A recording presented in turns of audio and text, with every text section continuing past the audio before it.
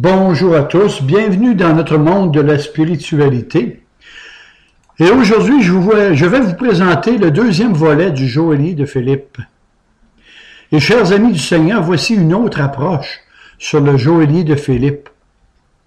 Dans une conversation récente avec des frères et sœurs en Jésus-Christ, à propos de ce qu'est l'Évangile, je les ai mis au défi de me trouver dans le livre des Actes des Apôtres, le plan du salut. Eh oui, le plan du salut tel que compris et enseigné par les évangéliques modernes. Et voici ce qu'ils m'ont dit.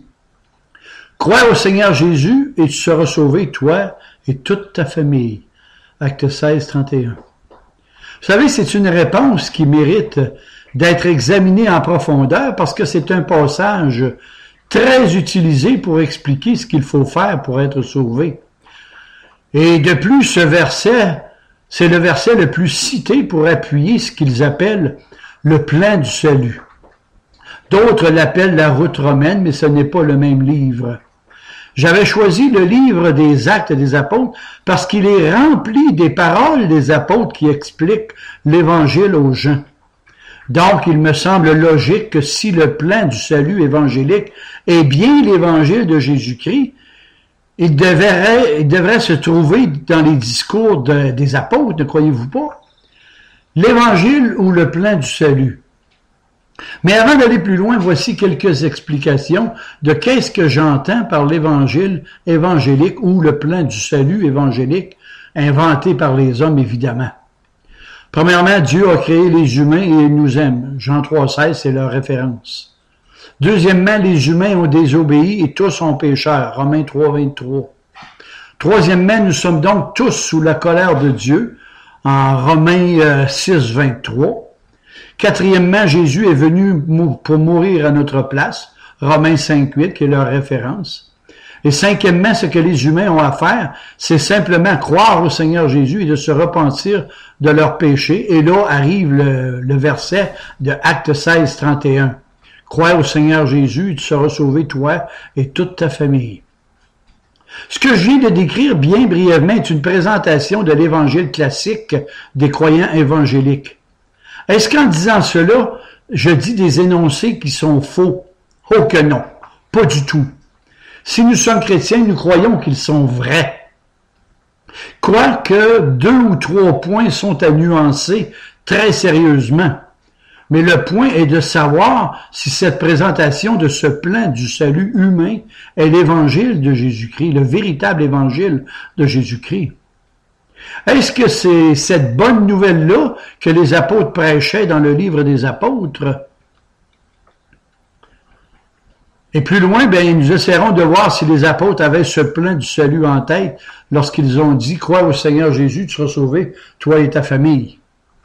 Deuxièmement, si vous ne connaissez pas le contexte, les mœurs, les coutumes, leur religion, leur superstition, la mythologie de la Grèce antique et de la Rome aussi, et l'histoire autour de ce verset est en accord avec toute l'unité et la logicité de la Bible.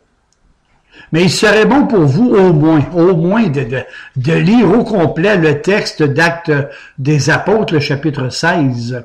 C'est moins que rien, mais ça peut vous aider pour ne pas dire du n'importe quoi. Et comme je dis souvent, soyez bibliques et logiques, car nous avons un Dieu d'ordre et un Dieu de paix. 1 Corinthiens 14, 33. D'ailleurs, combien de fois n'ai-je pas entendu très souvent de la part des chrétiens ces paroles? Vous savez, moi, je prends les textes des Saintes Écritures telles qu'elles sont écrites, et je n'y ajoute ni enlève quoi que ce soit. Et moi, je vous dis qu'à partir de là, c'est justement là que vous tombez sur le chemin de l'hérésie. Il vous faut comprendre le sens, la signification propre de celui qui a inspiré la Bible. Et voilà le pourquoi qu'il y a parmi vous tellement de sectes qui torturent la signification de la pensée tout entière de l'auteur de ces écrits. 1 Corinthiens 11, 19, 2 Pierre 3, 16. Psaume 119, 66. Et de plus, je vous recommande de prendre une concordance et de chercher les mots sens, tordre, sagesse, comprendre. Et là, j'en passe beaucoup. Donc, Paul et Silas se retrouvent à se faire battre à coups de bâton et sont jetés en prison pour avoir libéré une femme qui était possédée d'un esprit de divination. Et par ce fait, cela va causer une ruine prochaine du propriétaire de cette servante esclave qui leur rapportait beaucoup d'argent. J'ouvre ici juste une petite analogie. Je vous défie d'aller dans les milieux d'où les jeunes filles prostituées vendent leur corps pour rapporter de l'argent à leurs souteneurs et qui fait partie d'un gang de rue. Présentez-lui l'Évangile et si Dieu l'a converti, vous risquez d'être dans une très mauvaise situation. C'est exactement ce que Paul et Silas ont vécu. Dans la nuit, Paul et Silas chantent dans leur cachot. Ils prient. Puis un tremblement de terre fait de grands dommages à la prison. Et cela signifie que tous les prisonniers pouvaient prendre la clé des chaînes et s'enfuir.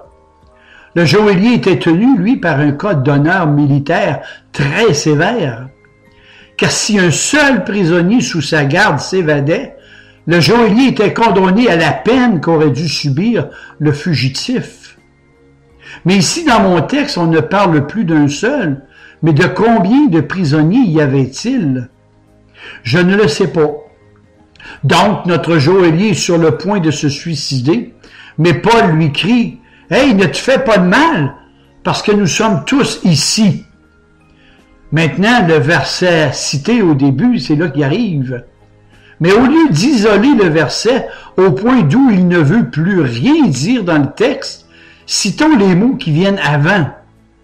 Alors le geôlier entra précipitamment et tomba tout tremblant devant Paul et Silas. Et il dit, « Que me faut-il faire pour être sauvé? » Et chers amis, c'est de toute logique de dire que le gardien ait comme premier souci son salut éternel. Ne croyez-vous pas? Moi, je vous dis non. Oh que non. Il devait bien plus penser à sauver sa peau, sa tête, afin de se sortir indemne de cette fâcheuse situation. Et je crois que Paul a profité de l'occasion pour lui annoncer le salut en Christ. Colossiens 4:5. À ne pas rejeter aussi que dans leur superstition, les Romains croyaient que les tremblements de terre étaient considérés comme des interventions de leur Dieu. Et le geôlier a dû penser que la divinité était irritée de l'incarcération de ses serviteurs. Suis-je logique jusqu'ici? Alors Paul et Silas dirent au geôlier, « Crois au Seigneur Jésus, tu seras sauvé, toi et ta famille. » Et j'en conclus que pour être sauvé de l'enfer et aller au ciel, il faut croire au Seigneur Jésus et en plus, il nous est promis que notre famille ira au ciel. C'est ce que dit le texte. Ouais. Mais vous, qu'est-ce que vous en pensez? Est-ce que le contexte peut devenir un prétexte? En possédant l'histoire pour le contenu, le contexte, le dernier paragraphe frôle la frontière de l'hérésie s'il est très mal interprété. Je ne veux pas me faire l'avocat du diable, mais c'est quasiment sarcastique et drôle, et pourtant c'est ce que j'entends dans plusieurs églises de type évangélique, et à quel point un carcan théorique, le plan du salut, vient embrouiller la lecture de mon texte. Dans ce chapitre, on ne retient que l'important. Crois au Seigneur Jésus, tu seras sauvé, toi et ta maison, sans même avoir lu le contexte. Maintenant, reprenons le plan du salut que je viens de vous lire et tentons de comprendre ce plan, mais plaçons-nous au point de vue de ce geôlier. Premièrement, Dieu a créé les humains et il nous aime. Le geôlier, n'oubliez pas, est un Romain païen qui croit en l'existence d'une multitude de dieux et de déesses. Il ignore totalement qu'il y a un Dieu unique et créateur, et encore moins que ce Dieu aime les humains. Et sa compréhension de Dieu est celle d'être capricieux et vengeur, dont il faut constamment calmer la colère et offrir des sacrifices et des offrandes pour pouvoir les calmer un peu. Mais je me pose une question légitime. Comment se fait-il que Paul ne prend même pas la peine de le convaincre au tout début de l'existence de Dieu avant tout, comme il l'a fait avec ses contemporains d'Actes 17-33, comme dans la plupart de ses épîtres d'ailleurs. Notez, c'est important ce que je vais vous dire là, notez que dans toute la Bible, là, plusieurs livres ne sont pas en ordre chronologique. Prenez pour acquis au départ que les Actes des Apôtres ont été écrits entre 62 et 64. Corinthiens, lui, a été écrit entre 54 et 55, bien avant. Et la plus récente, justement, des épîtres de Paul est 1 Thessaloniciens, vers l'an 50. Et n'est-ce pas ce que nous tentons souvent de faire en premier lieu avec les incroyants? Et c'est ce point numéro 1 qui découle toute approche pour tenter de prouver la véracité de la foi par des arguments logiques. Et si l'Évangile est vraiment le plein du salut, comme vous dites dans ce verset, il nous faut conclure que Paul et Silas sont des incompétents pour présenter l'Évangile de Jésus-Christ, puisqu'ils ne prennent même pas la peine de mentionner le point numéro 1 du plein du salut, que Dieu a créé les humains et les aime. Ou peut-être que l'auteur du livre des Actes, le médecin bien-aimé, Luc, n'a pas écrit dans son récit toute la discussion d'où Paul et Silas auraient tenté de convaincre le joaillier sur le point crucial. Parce que les Actes, comme je vous disais, ont été écrits en 60-62, et Luc a été un compagnon d'œuvre de Paul, et Corinthiens a été écrit en 54. Donc, Luc, logiquement, aurait écrit ce que Paul lui a dit dans ses voyages missionnaires en 54, mais lui, il l'a écrit en 64. Puis il n'a pas pris la peine de tout écrire ce que Paul lui a dit. Il l'a résumé, pour ainsi dire. Ouais. S'ils auraient tenté de convaincre le joaillier sur ce point crucial, là, on jase. Écoutez, je pose des questions à vos réponses. Deuxièmement, les humains ont désobéi et tous ont péché. Et là, on a le même problème que le précédent. De toute façon, il semble clair que ce pauvre homme n'est pas vraiment en état de faire une introspection de lui pour voir ses péchés. Troisièmement, nous sommes donc tous sous le jugement de Dieu. Et le jugement de Dieu, bien, c'est l'enfer. Est-ce que ce joaillier se serait préoccupé du salut de son âme? Le croyez-vous vraiment? Alors, comment se fait-il qu'il voulait se suicider? Et si vraiment il avait peur d'un enfer et cherchait le salut pour aller au ciel, bien, se suicider ne serait pas la meilleure façon de régler son problème, ne croyez-vous pas? Quatrièmement, Jésus-Christ est venu pour mourir à notre place, pour nous réconcilier avec Dieu, pour nous permettre d'aller au ciel. Vous savez, il nous faut admettre que ces arguments sont du point de vue du joaillier totalement incompréhensibles pour lui. Lisez Ésaïe, chapitre 26 et les versets 12 à 14, Jérémie 6-10, et c'est plein comme ça dans les Écritures. Regardez ce que le joaillier pensait, lui. Mourir à notre place. Mais pourquoi? Réconcilier avec Dieu, c'est qui déjà? Pour aller au ciel. C'est quoi le ciel? Pourquoi le ciel? Oh, vous savez, moi, présentement, je porte sur mes épaules le déshonneur d'avoir failli à ma tâche. On va me traduire en cour martiale et on va probablement me tuer. La honte sera sur ma famille pour des générations. Ma réputation et celle de ma famille seront détruites. Mes enfants deviendront des mendiants. Et fort possiblement que ma femme sera vendue comme esclave. Voilà ce que le joaillier avait dans son cœur. Cinquièmement, ce que les humains doivent faire, c'est de croire en Jésus et de se repentir de leurs péchés, de l'accepter comme sauveur personnel, comme vous dites si bien. Le joaillier dit, mais moi je me sens pas du tout pécheur, je me sens menacé et honteux. Et comme je l'ai soulevé au 4e point, le fameux plan du salut inventé par les hommes devient un exercice d'enfonçage de vérité dans le cerveau à coups de massue, pour ne pas dire à coups de Bible. Et cela devient simplement et trop souvent un manque d'empathie des plus élémentaires.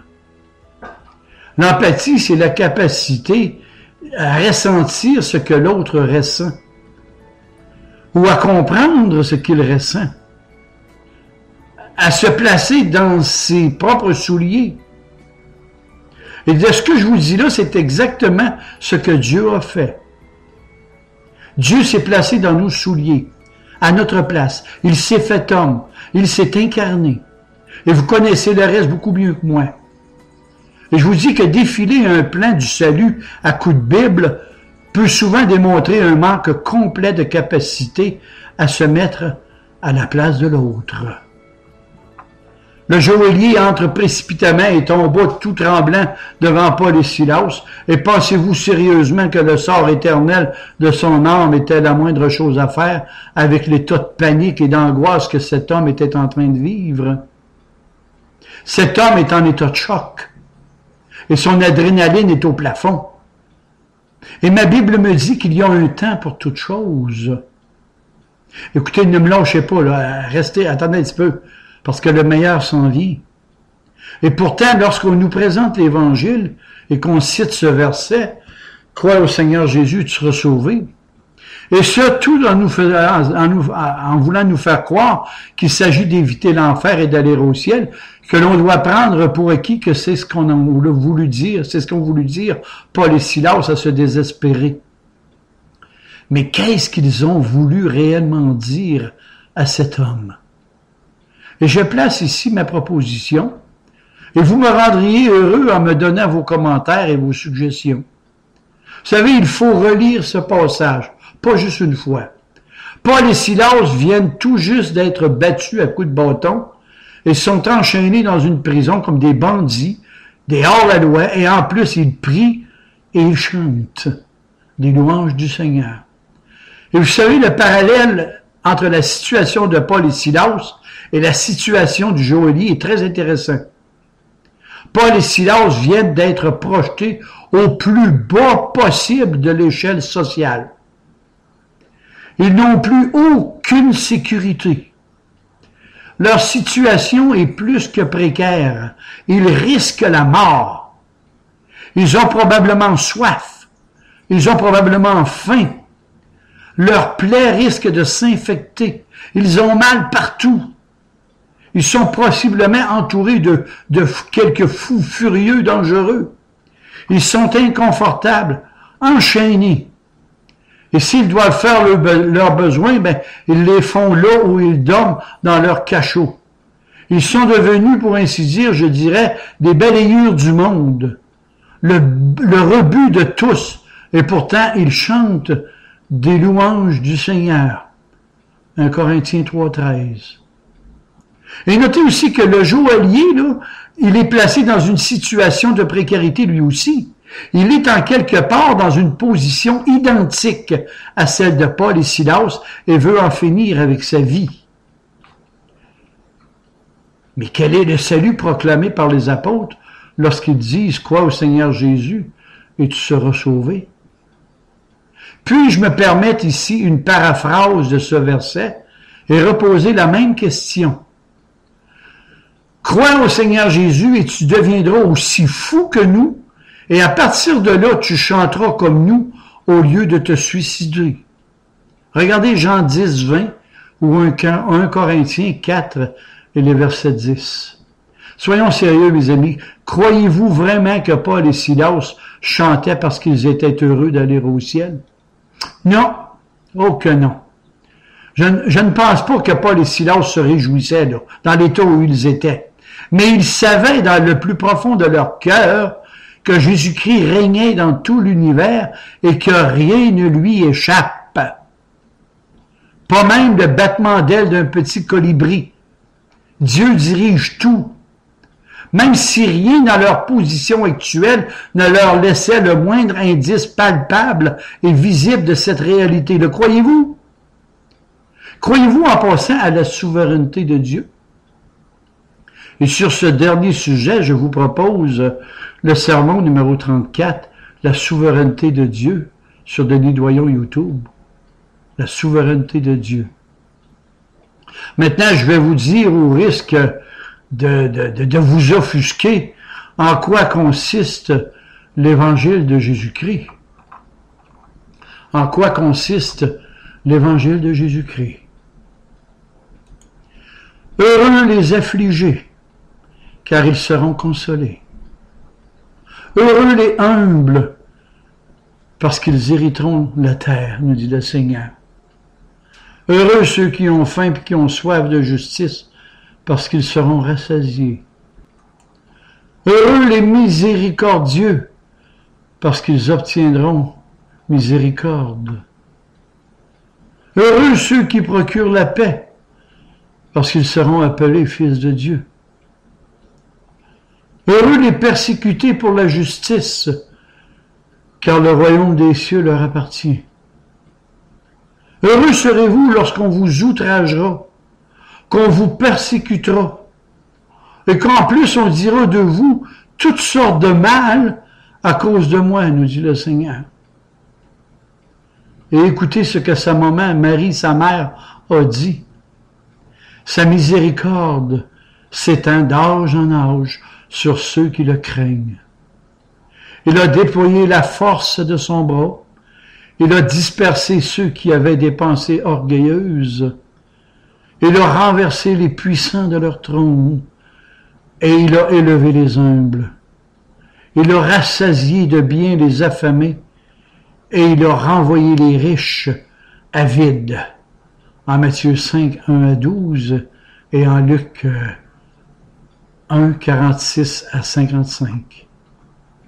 En conclusion, en d'autres mots, au lieu d'un plan du salut, comme je dis, ou comme vous dites, placé à assurer ma destinée éternelle, bien, j'ai comme l'impression, ce que Paul et Silas ont dit aux Joéliers, à peu de choses près, ces paroles. Elles ne sont pas anti-bibliques, ce que je vous dis là. Écoutez bien ce que Paul et Silas ont sûrement dit aux Joéliers. Écoute bien, on va te dire que même si ta situation actuelle semble devenir aussi exécrable que la nôtre, nous, on te dit que Christ règne. Et c'est lui que nous suivons.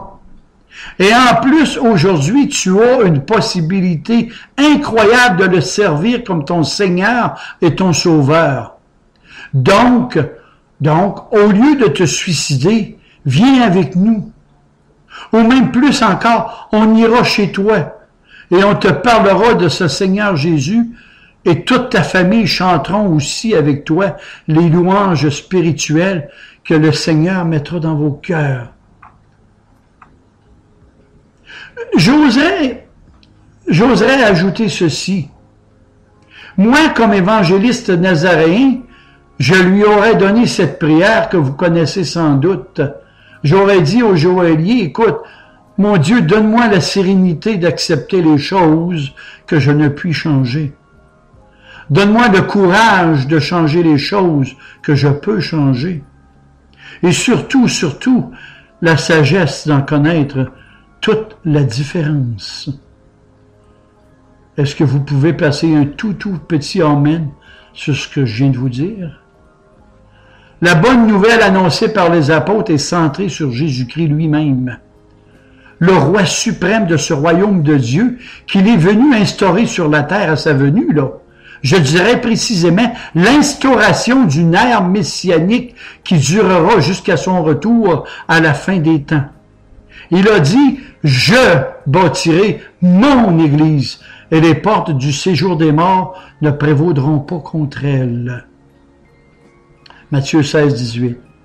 Je termine par ce passage de 1 Corinthiens 1, versets 18 à 31. Et pour tous ceux qui ne le sauraient pas, lorsque Paul parle des Grecs, on peut dire sans se tromper qu'il parle de tous les non-juifs, donc aussi à la plupart de nous qui sommes parvenus au 21e siècle.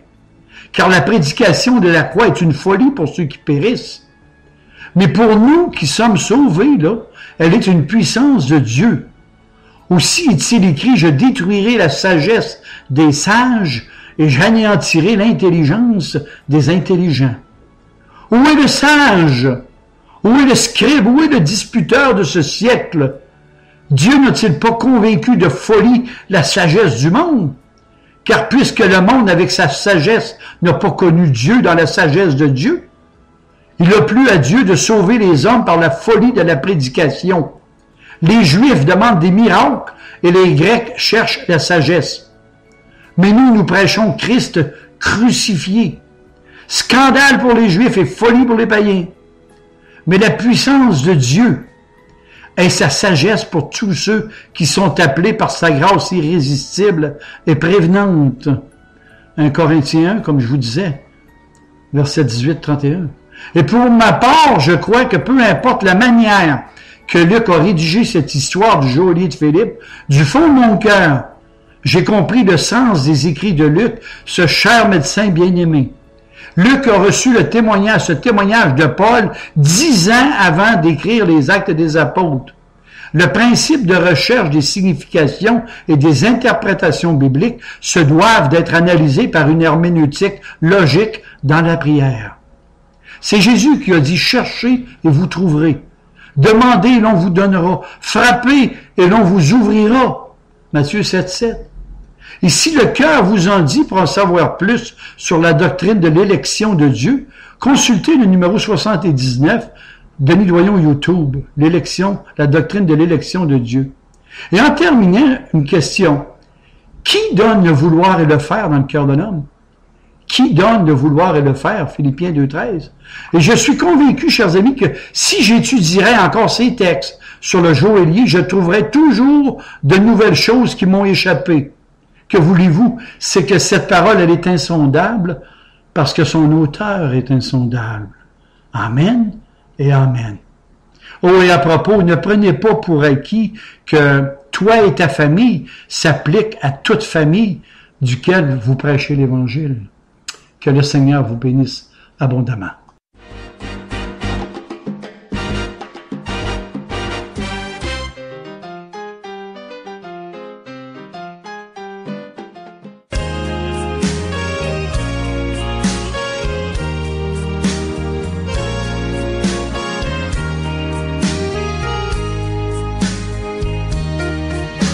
Si dans ta vie, un jour tu devais pleurer, te sentant bien seul, loin de ceux que tu as aimés, dis-toi bien qu'il y aura toujours quelqu'un qui te montrera le droit chemin. Mon Dieu, donne-moi la sérénité d'accepter toutes les choses que je ne puis changer. Donne-moi le courage de changer les choses que je peux et la sagesse d'en connaître la différence. Écoute ces mots, car moi qui te les chante, je n'ai pas toujours été ce que je suis. J'ai connu bien des pleurs, des peines et bien des misères. Alors chante avec moi cette prière. Mon Dieu, donne-moi la sérénité d'accepter toutes les choses que je ne puis changer. Donne-moi le courage de changer les choses que je peux et la sagesse d'en connaître la différence.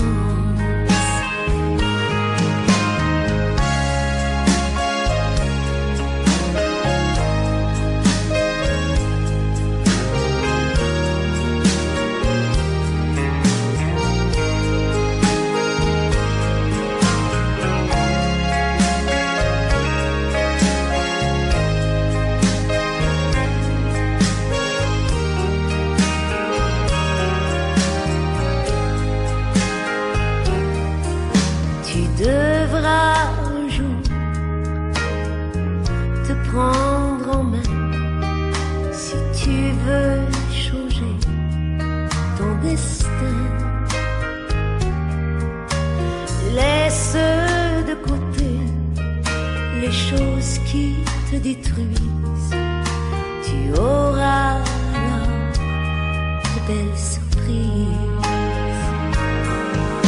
Mon Dieu, donne-moi la sérénité d'accepter toutes les choses que je ne puis changer. Donne-moi le courage de changer les choses que je peux et la sagesse d'en connaître la différence.